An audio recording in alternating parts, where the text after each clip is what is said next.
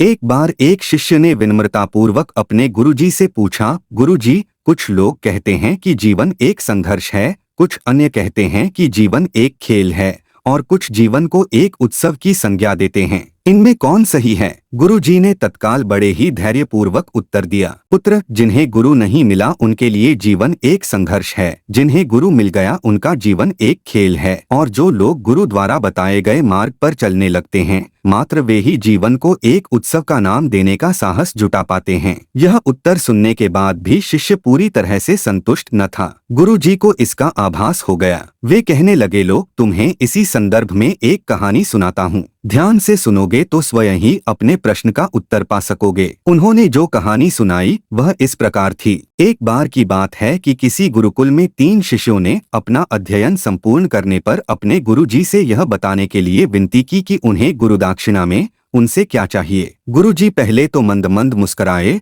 और फिर बड़े स्नेहपूर्वक कहने लगे, मुझे तुमसे गुरुदक्षिणा में एक थैला भर के सूखी पत्तियां चाहिए, ला सकोगे? वे तीनों मन ही मन बहुत प्रसन्न हुए, क्योंकि उन्हें लगा कि वे बड़ी आसानी से अपने गुरुजी की इच्छा पूरी कर सकेंगे। सूखी पत्तियां तो जंगल में सर्वत्र बिखरी ही रहती हैं। वे उत्साहपूर्वक एक ही स्वर में बोले, जी गुरुजी, जैसी आपकी आज्ञा। अब वे तीनों शिष्य चलते चलते एक समीपस्थ जंगल में पहुंच चुके थे, लेकिन यह देखकर कि वहां पर तो सूखी पत्तियां केवल एक मुट्ठी भर ही थीं, उनके आश्चर्य का ठिकाना न रहा। वे सोच में पड़ गए कि आखिर जंगल से कौन सूखी पत्तियां उठाकर ले गया होगा। इतने में ही उन्हें दूर से आता हुआ कोई किसान दिखाई दिया। वे उसके पास पहुंचकर उससे विनम्रतापूर्वक याचना करने लगे कि वह उन्हें केवल एक थैला भर सूखी पत्तियां दे दे। अब उस किसान ने उनसे क्षमा याचना करते हुए उन्हें यह बताया कि वह उनकी मदद नहीं कर सकता, क्योंकि उसने सूखी पत्तियों का ईंधन के रूप में पहले ही उपयोग कर लिया था। अब वे तीनों पास में ही बसे एक गांव की ओर इस आशा से बढ़ने लगे थे कि हो सकता है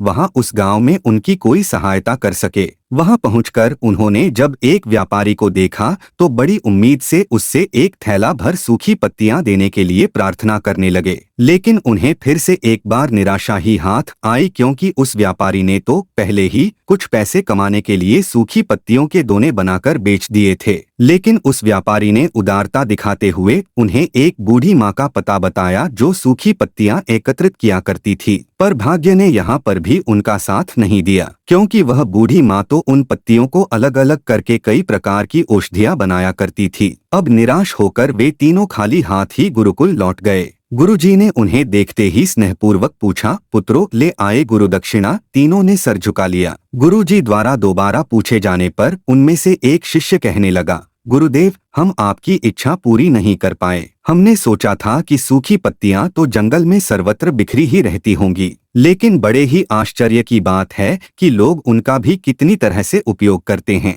गुरुजी फिर पहले ही की तरह मुस्कुराते हुए प्रेमपूर्वक बोले, निराश क्यों होते हो? प्रसन्न हो जाओ और यही ज्ञान की सूखी पत्तियां भी व्यर्थ नहीं हुआ करती, बल्कि उनके भी अनेक उपयोग हुआ करते हैं। मुझे गुरुदक्षिणा के रूप में दे दो। तीनों शिष्य गुरुजी को प्रणाम करके खुशी खुशी अपने अपने घर की ओर चले गए। वह शिष्य जो गुरुजी की कहानी एकाग्रचित्त होकर सुन रहा था, अचानक बड़े उत्साह से बोला, गुरुजी, अब मुझे अच्छी तरह से ज्ञात हो गया है कि आप क्या कहना चाहते हैं। आपका संकेत वस्तुतः इसी ओर है, न कि जब सर्वत्र सुलभ सूखी पत्तियां भी निरर्थक या बेकार नहीं होती हैं, तो फिर हम कैसे किसी भी वस्तु या व्यक्ति को छोटा और महत्वहीन मानकर उसका तिरस्कार कर सकते हैं। चींटी से लेकर हाथी तक और सुई से लेकर तलवार तक सभी का अपना अपना महत्व होता है। गुरुजी भी तुरंत ही बोले, हाँ पुत्र, मेरे कहने का भी यही तात्पर्य है कि हम जब भी किसी से मिलें तो उसे यथायोग्य मान देने का भरसक प्रयास करें, ताकि आपस में स्नेह, सद्भावना, सहानुभूति एवं सहिष्णुता का विस्तार होता रहे